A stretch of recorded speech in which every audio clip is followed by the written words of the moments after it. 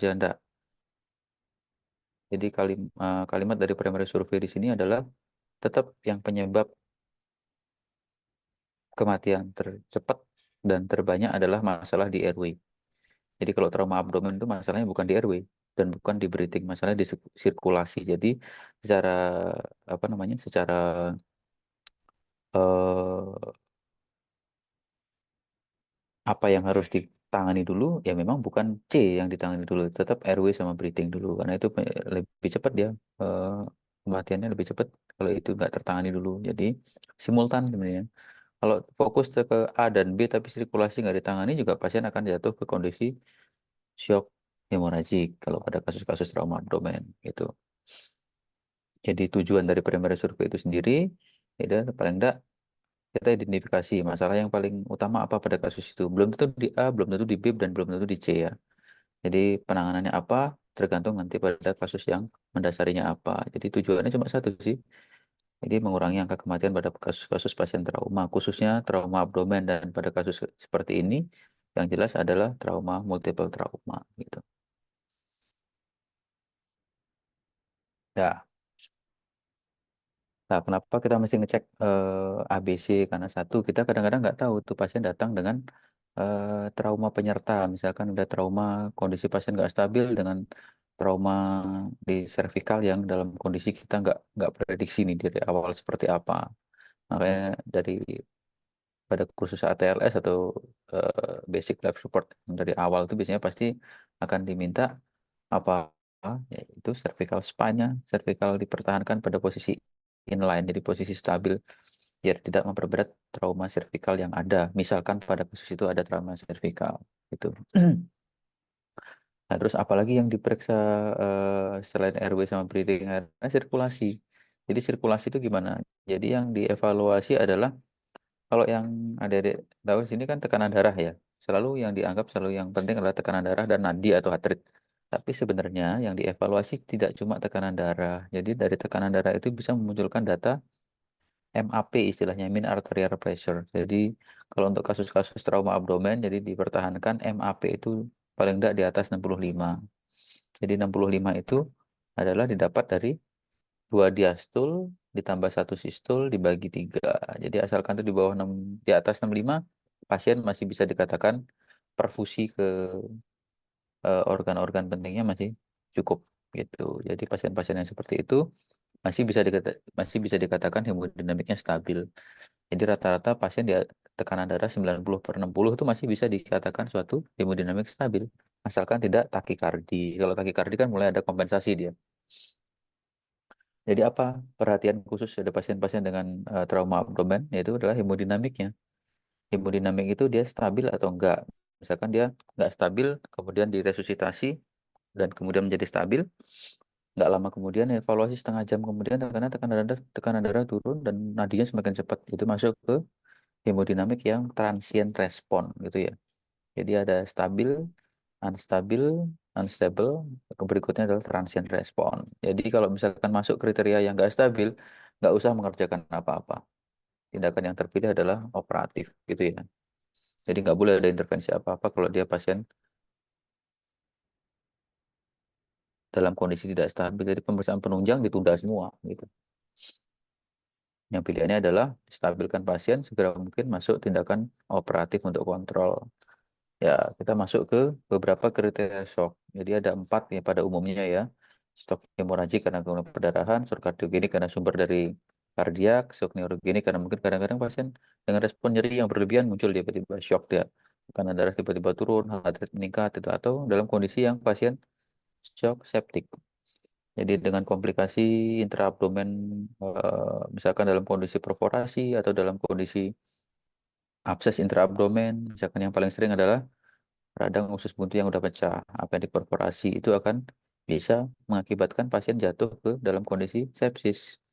Cuma kriteria sepsis itu sendiri nanti akan selalu diupdate sekian tahun sekali. Jadi yang adik-adik mungkin akan tahu di sini sampai saat ini sih yang dikatakan sepsis berarti masuk ke tanda-tanda systemic inflammatory response syndrome, jadi SIRS, ditambah dengan adanya gangguan fungsi organ itu baru dikatakan suatu sepsis, gitu ya. Jadi kalau pada pasien-pasien tertentu, pada kasus trauma abdomen ini bisa nggak muncul shock septic? Bisa. Kalau pada kasus dia adalah neglected, trauma abdomennya neglected, misalnya kan udah ketahuan dari hari ke-7, hari ke-5 gitu, misalkan baru ketahuan ada trauma abdomen, yang bermakna misalkan baru ketahuan ada perforasi di usus karena benturan di perutnya, itu baru bisa menimbulkan sepsis. Kalau di hari pertama mestinya enggak, kecuali emang kasusnya yang berat sekali gitu ya. Dia yang paling sering muncul adalah pada kasus seperti trauma abdomen. Nanti kalau misalkan ada soal di nanti di ujiannya, trauma abdomen yang paling sering muncul ya nggak usah pikir yang lain. Kalau trauma abdomen yang sifatnya masih dalam konteks kasus yang fresh, itu adalah yang datang pasien dengan shock hemoragik ya. Jadi shock hemoragik itulah di situ dia muncul kriteria shocknya di situ karena perdarahan aktif atau ongoing bleeding gitu ya. Lah untuk diagnostik gimana? Ini buku edisi terbaru pun masih mengatakan trauma abdomen itu untuk evaluasi perut dikatakan sebagai kotak hitam. Kotak hitam itu gimana? Kita masih belum akan bisa pastikan meskipun sudah ada pemeriksaan penunjang ya, belum bisa pastikan pemeriksaan penunjang itu bakal hasilnya seperti apa. Jadi kalaupun hasilnya seperti apa, kalau berdasarkan hasil pemeriksaan penunjang saja, apakah bisa menentukan tindakan operatif atau enggak, itu ternyata belum tentu juga. Itu makanya dikatakan satu diagnostik black box itu seperti itu. Jadi masih ada aja beberapa persen yang menyatakan, oh ini bisa dievaluasi dulu. Oh kasus tertentu, oh ini mesti harus tindakan operatif. Akhirnya kita balik lagi ke physical exam. Jadi physical exam kita mesti evaluasi hemodinamiknya pasien itu sendiri gitu. Jadi kadang-kadang kita nggak perlu pemeriksaan penunjang yang terlalu canggih. Misalkan yang paling untuk diagnosa kasus trauma abdomen ya. Jadi pemeriksaan penunjang dalam bidang bedah digestif itu ada beberapa. Yang paling gampang dikerjakan adalah foto ronsen abdomen. Ya, tentu ada adik mahasiswa nanti pasti akan sangat familiar nanti kalau dengan pemeriksaan foto ronsen abdomen atau X-ray abdomen atau foto polos abdomen itu bisa dikerjakan. Tapi dalam diskusi siang ini kita nggak akan kerjakan foto ronsen abdomen karena nggak akan ada informasi yang bisa diambil dari foto ronsen abdomen. Jadi kalau adik-adik teman-teman mahasiswa di sini mencari di literatur, di perpustakaan atau di jurnal, memang nggak akan ketemu kalimat tidak boleh atau diharamkan memeriksa pemeriksaan foto ronsen abdomen itu nggak akan ada. Jadi yang ada adalah yang disarankan adalah ultrasound atau CT scan abdomen gitu ya. Jadi memang nggak akan ketemu kalimat tidak disarankan itu nggak akan kalimatnya gitu. Jadi kalimatnya pasti nanti yang disarankan ini. Jadi ini tidak boleh dikerjakan itu nggak juga. Nggak ketemu kalimat seperti itu. Jadi kalau dari pemeriksaan penunjang sederhana, lakukan ultrasonografi atau USG abdomen. Itu akan kelihatan ada cairan bebas apa enggak. Memang nggak bisa menentukan sumbernya dari mana. Gitu. Kalau mau lebih detail lagi, kerjakan adalah CT scan abdomen. Gitu ya. Jadi CT scan abdomen itu dikerjakan untuk pada kasus-kasus yang kita memerlukan tingkat menentukan seberapa berat ringannya cedera organ yang ada. Gitu.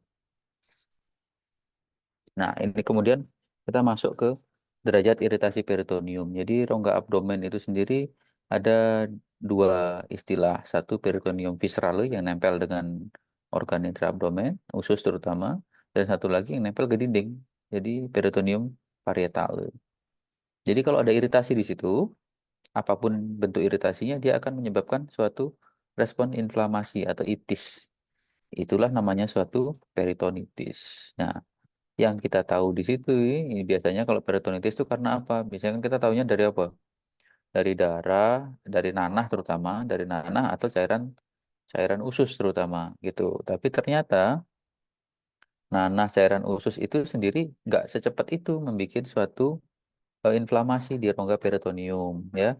Jadi kalau nanti ada pertanyaan urut-urutannya yang bikin iritasi peritoneum yang paling cepat apa? Ternyata yang paling cepat adalah cairan lambung karena dia bersifat asam. Dia akan lebih sangat iritatif dibandingkan dengan cairan yang lain. Jadi kalau cairan lambung itu hitungan 2 jam, 3 jam dia udah bisa mengiritasi ke rongga peritoneum. Jadi menimbulkan gejala klinis peritonitis. Jadi nyeri tekan di seluruh lapang perut.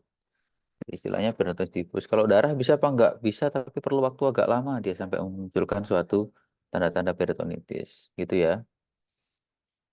Nah, Nah, sekarang kita masuk ke lebih spesifik lagi ke trauma abdomennya. Jadi kalau trauma abdomen itu ada dua macam, ya. Trauma abdomen ada dua macam, satu trauma tusuk atau penetrating abdominal injury, satu lagi adalah blunt abdominal trauma atau trauma tumpul.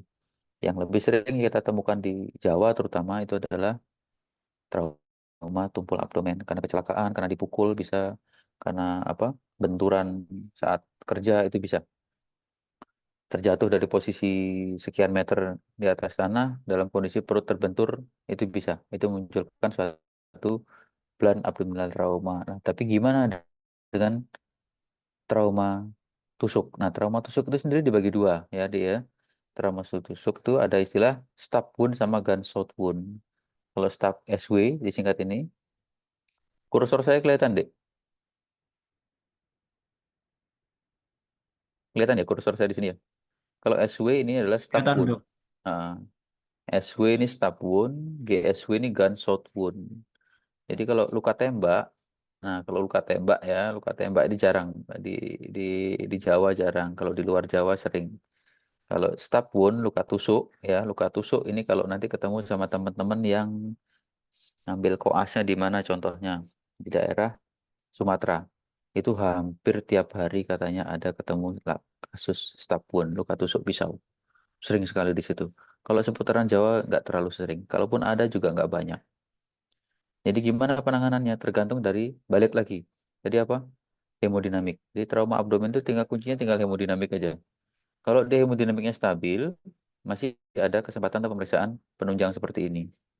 Jadi kalau hemodinamik tidak stabil, jadi misalkan pasien nadinya lemah, kecil, tidak teraba bahkan tekanan darah juga dengan monitor nggak teraba atau di bawah 90/60, jadi yang jelas MAP di bawah 65 masuk kriteria hemodinamik yang unstable.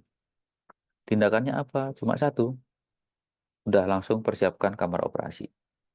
Nah, gimana dengan pasien-pasien yang dengan hemodinamik yang masih stabil? Itu masih ada beberapa pemeriksaan yang bisa dikerjakan, tergantung kasusnya, ya.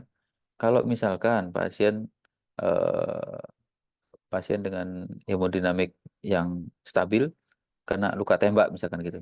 Nah, luka tembak tergantung lokasinya di mana. Kalau lokasi di depan, itu karena di depan itu dindingnya nggak setebal yang di belakang ya.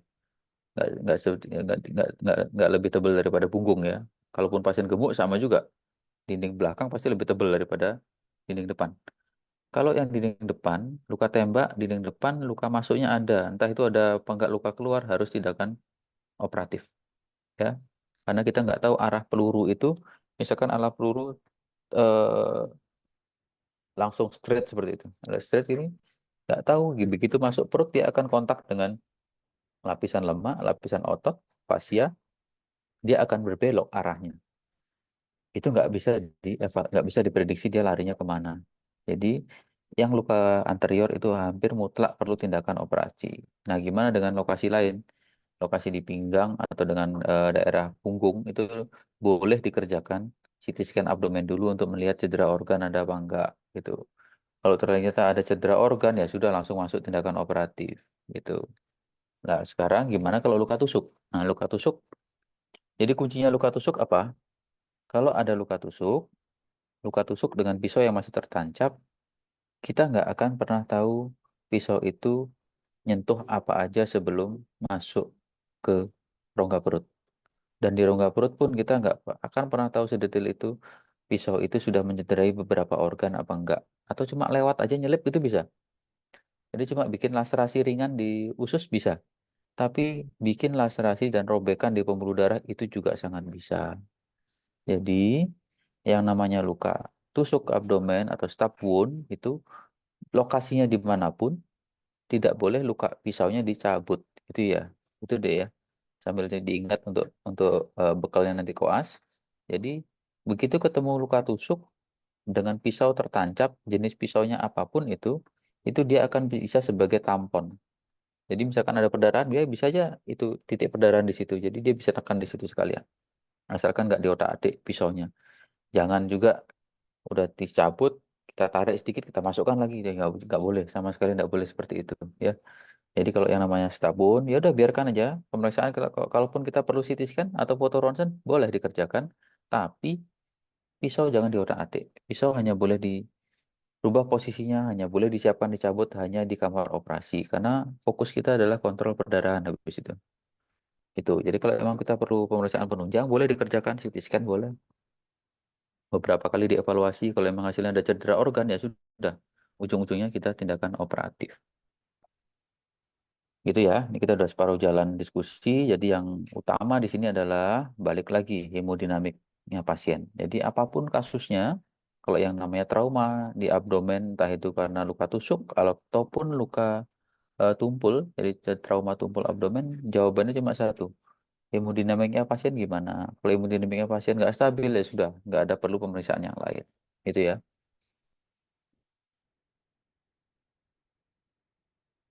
Nah, sekarang gimana kalau pasien itu ternyata yang menjalani trauma tumpul? Jadi trauma tumpul itu ya seperti tadi saya udah sampaikan ya.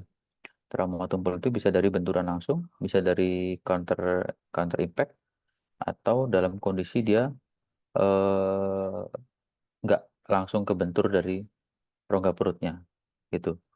Jadi posisi jatuh dari ketinggian, posisinya eh, seperti apa namanya, seperti lagi sedang naik driver ataupun penumpang di mobil dengan sabuk pengaman, itu juga bisa. Jadi seperti seat belt gitu. Jadi dia membalik dulu, jadi aksesnya si organ intraabdomen dia akan ikut ngikuti arah pergerakan dari proses trauma. Itu juga bisa bikin cedera gitu. Jadi kalau yang namanya trauma abdomen itu kan organ di intraabdomen itu kan nggak banyak sebenarnya kalau jadi perwakilan. Kalau dari item per item banyak memang. Jadi cedera organnya bisa apa? Cedera organ berongga satu, cedera organ padat satu, berikutnya adalah cedera vaskuler gitu. Cuma tiga aja sebenarnya. Nah, gimana kalau pasien mengalami trauma tumpul abdomen? Trauma tumpul tergantung sama juga. Kalau hemodinamiknya pasien gimana? Kalau pasien stabil, boleh dikerjakan pemeriksaan yang lain. Kalau pasien nggak stabil, ya sudah, tindakannya ujung-ujungnya tindakan laparotomi, eksplorasi, operatif namanya. Gitu. Nah, gimana kalau pasien dalam kondisi stabil dan tanda-tanda rangsang peritoneal nggak ada? Baru kerjakan USG. Ini FAST nih singkatan dari fokus, A-nya abdominal, S-nya sonografi, dan T-nya trauma. Hasilnya seperti apa? Ini kayak gini. Ini USG, kasarnya seperti USG, tapi khusus khusus dikhususkan untuk trauma. Jadi kita nggak nyari, nggak akan bisa, nggak perlu mengevaluasi yang lain. Yang dievaluasi adalah ada cairan apa enggak gitu aja sih. Memang nggak bisa bedain ini cairan darah atau cairan usus, kita nggak bisa bedain. Kalau dari sini, ini ada cairan di, ini liver, ini di ginjal sebelah kanan. Berarti cairan di hepatorenal. Ini yang titik yang paling rendah di hepatorenal. Jadi ada cairan sedikit, kadang-kadang udah bisa muncul di hasil USG. Nah, kalau di kiri, perut sebelah kiri ada apa? Ada limpa dan ginjal. Jadi kalau ada cairan di situ nyelip, namanya cairan di splenorenal gitu. Ada satu lagi di belakangnya, vesika urinaria. Di belakangnya kandung kemih itu namanya koleksi cairan di rektovesika. Jadi di belakangnya vesika urinaria. Nah, gimana langkahnya? Nah, sekarang gini. Kalau pasien memang hemodinamiknya nggak stabil dan saat pemeriksaan USG itu memang ada cairan, ya sudah kerjakan laparotomi operasi. Jadi operatif langsung ya. Nah, gimana kalau pasien itu stabil, tapi ternyata saat pemantauan pemeriksaan fisik abdomennya ada nyeri seluruh lapang perut. Jadi nggak usah di pemeriksaan yang lain. Langsung tindakan operatif. Jadi nggak perlu lagi di USG, di CT scan, nggak perlu lagi. Begitu muncul tanda-tanda inflamasi di peritoneum, di rongga peritoneum atau istilahnya peritonitis, ya udah jawabannya cuma satu. Laparotomi eksplorasi. Nah, misalkan pun yang lain itu enggak, dalam kondisi stabil semua, boleh dikerjakan apa? CT scan abdomen dengan kontras. Itu yang bisa dikerjakan. Jadi urut-urutannya seperti itu. Jadi kalau emang pasien stabil terus, perlu diulang lagi nggak sih pemeriksaan penunjangnya? Jawabannya kerjakan boleh dengan interval paling enggak setiap setengah jam sekali. Itu dievaluasi. Jadi kita nggak, biar nggak kecolongan. Ternyata setengah jam pertama aman, setengah jam kedua berikutnya belum tentu aman juga. Kadang-kadang perdarahan masih using, jadi ongoing bleeding. Jadi nggak langsung perdarahan masif itu enggak. Jadi perdarahannya sedikit, sedikit, sedikit, terus akhirnya baru pasien masuk ke dalam kondisi shock. Jadi kalau kita antisipasi dalam 30 menit kita kerjakan USG, harapannya kalau ada penambahan cairan, kita bisa segera pantau di sini. Ya, kita bisa segera lihat di sini. Itu. Itu makanya pemeriksaan inisial pada trauma abdomen adalah ultrasonografi. Ya, jadi dalam konteks diskusi kita siang ini kita nggak akan bahas foto ronsen. Ya, foto ronsen abdomen nggak akan banyak bermakna kasusnya pada kasus-kasus trauma abdomen. Jadi yang pertama Mbok pikirkan adalah ultrasonografi abdomen. Nah, berikutnya apa? Kita perlu menentukan berat ringannya cedera organ. Jadi dengan apa? USG nggak bisa pada tahap itu. USG cuma bisa nentuin, oh ini perkiraan cederanya di liver, perkiraan cederanya di limpa atau lien atau spleen. Itu bisa diperkirakan di awal, tapi kalau berat ringannya cederanya nggak bisa dengan USG. Kita harus naik ke CT scan abdomen. Jadi CT scan abdomen itu tujuannya untuk satu, untuk melihat berat ringannya cedera organ. Ini ada gradingnya, namanya AAST, jadi American Association for Surgery of Trauma. Di situ di grading. Nanti ini nggak usah diapalin ya, nggak usah diapalin pokoknya. Ini anak, pokoknya kita tahu aja. Grade satu itu berarti cuma apa? Hematom. Laserasi pun dikit. Grade 2 ada hematom lebih luas lagi, laserasinya lebih dalam. Grade 3 hematomnya lebih luas lagi, tambah laserasi juga lebih dalam lagi. Jadi patokannya 50%, 100% sama angka 1 dan 3. Kalau laserasi, dalam kedalaman laserasinya ya. Nah, gimana dengan eh, trauma pada limpa? Ini trauma pada hepar ya. Jadi kalau patokan kita awalnya 50%, jadi sampai batas 50% sampai derajat 3. Jadi kalau CT scan nanti akan muncul daerah hematom di mana gitu kira-kira di situ. Nah, kalau limpa gimana? Sama juga. Tapi biasanya kalau trauma limpa itu lebih sering memerlukan tindakan operatif daripada trauma di hepar. Kalau hepar kadang bisa ditata laksana dengan terapi medikamentosa, kontrol cairan, obat anti perdarahan itu kadang bisa berhenti dia. Jadi nggak melulu perlu tindakan operatif, kecuali pada trauma splenic injury ini tadi, ya. Nah, ini seperti ini. Ini adalah contoh gambar CT scan abdomen dengan pasien real. Ini pasien real dengan trauma abdomen. Ini hematom. Ini parenchyma liver yang normal seperti ini. Yang kursor saya gerak ini. Lah begitu yang ditunjuk panah ini adalah hematom. Kan nggak luas nih loh. Dibandingkan satu kotak liver ini kan cuma berapa persen. Ini paling antara seperempat ya. Seperempat atau seperlima dari volume liver sekian ini. Jadi kan kurang lebih derajat 2 sampai 3 hemodinamiknya. Mestinya kalau derajat 2 3 sih mudah-mudahan harapannya stabil karena nggak ada ketentuan juga. Kalau grade 2 tuh pasti stabil, grade 3 pasti stabil nggak juga. Kalau grade 2 atau grade 3 tapi pas kenanya di cederanya di organ yang dekat dengan pembuluh darah ya endingnya dia menjadi nggak stabil karena perdarahan aktif terus gitu. Nah, ini hematom di subkapsular di hepar. Nah, ini juga. Ini pada trauma lien. Ada pada trauma lien ini dengan fokus jumlah cairan koleksi yang lebih banyak. Nah, di sini dia akan cederanya di pedicle dari liennya. Jadi masuk ke apa? Trauma lien AAST yang grade nih paling tidak 4 atau 5. Jadi udah mulai ada devaskularisasi di sana. Gitu. Nah, ini masuk ke trauma lien. Jadi trauma lien sama juga berapa persen dia yang cedera, berapa persen dia yang mengalami hematom, berapa persen yang dia mengalami laserasi, robekan. Kalau untuk tata laksana hampir selalu kalau trauma lien itu lebih aman dikerjakan diangkat limpahnya sekalian, jadi splenektomi tindakannya. Kalau di liver kadang dijahit masih bagus, kalau di lien dijahit pun kadang-kadang dikontrol perdarahan bisa berhenti, tapi bekas tusukan jarum kita kadang yang bikin berdarah dari situ. Kadang malah terus berdarah ulang itu nanti. Nah, sekarang gimana yang bisa dikerjakan pada trauma lien contohnya nih ya, seperti itu tadi ya. Yang paling sering bisa dikerjakan adalah diangkat splenektomi namanya. Kalau operatornya ada dan bisa splen itu bisa dipertahankan, itu bisa dilakukan ini kontrol perdarahan. Dibuat jahitan simpul seperti ini. Ini buat seperti jahitan matras, matras vertikal. Jadi namanya splenorapi. Jadi tujuannya untuk apa? Untuk kontrol perdarahan di sini. Dari parenkim liannya seperti ini, berdarah dia using-using terus. Jadi dikontrol dengan jahitan-jahitan beberapa tempat. Atau kalau emang nggak memungkinkan tindakan itu, atau ingin mempertahankan sebagian limpahnya, ya lakukan partial splenectomy. Itu. Nah, gimana kalau cedera organ yang lain? Dari cedera organ yang lain tuh bisa, yang paling sering adalah cedera di usus, yang paling sering pada trauma abdomen. Tergantung lokasinya di mana. Kalau emang lokasinya emang jauh dari sumber pembuluh darahnya dari mesenterium, yang paling aman dikerjakan adalah dipotong sekalian, kemudian dibuat sambungan pada sisi yang sehat. Sehat ketemu sehat gitu aja. Intinya gitu. Ini kalau cedera organ terlalu spesifik seperti ini, untuk kasus yang ini ya, ini sepertinya sih nggak akan kita pakai untuk kasus ujian. Kalau udah kasus seperti terlalu kompleks untuk mahasiswa S1. Nah, ini termasuk ini. Pankreas juga gitu. Ini terlalu kompleks sebenarnya kasus ini. Di untuk wacana aja, kalau misalkan ada pankreas yang cedera, ya udah kita anggap pembuluh darah utamanya nggak ada masalah.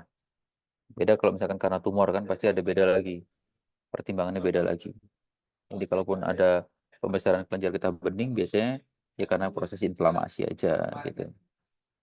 Itu ya. Nah, ini gimana kalau yang cedera itu usus? Baik usus besar ataupun usus halus, yang bisa dikerjakan adalah ada dua. Bawa kerjakan jahit primer atau sutur primer itu boleh, atau bowel repair dengan anastomosis, atau kalau emang perlu lakukan reseksi, dipotong total ususnya. Kalau ini kan nggak dipotong total ya, Dek, ya. Masih ada hubungan di sini. Jadi ini namanya repair tapi tanpa melakukan reseksi. Ini cuma cukup dilakukan jahit primer aja. Nah, kalau emang harus reseksi seperti ini, dibuat anastomosis, jadi belakang dia dulu, baru pindah ke depan. Itu namanya bowel anastomosis, gitu ya.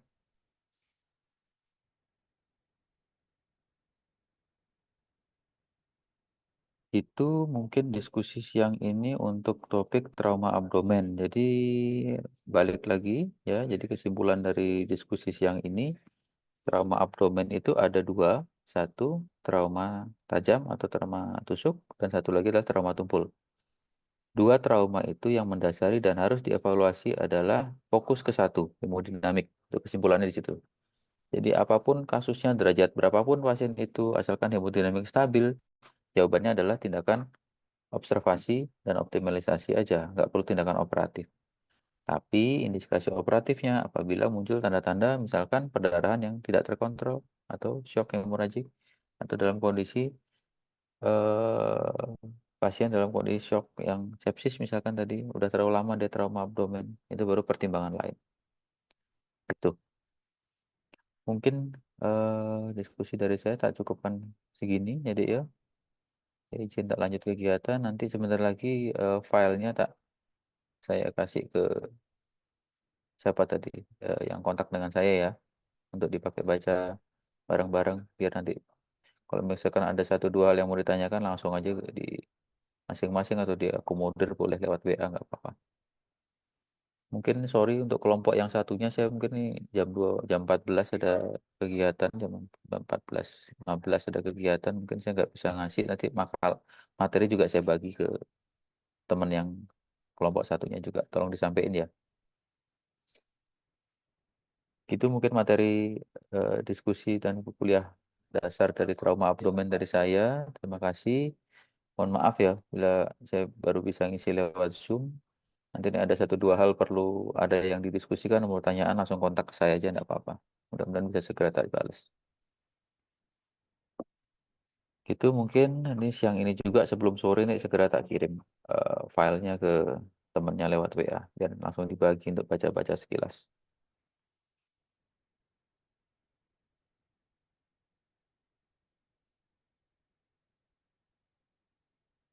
Itu oke, saya izin live ya. Heeh. Makasih dokter. Yuk, yuk, makasih.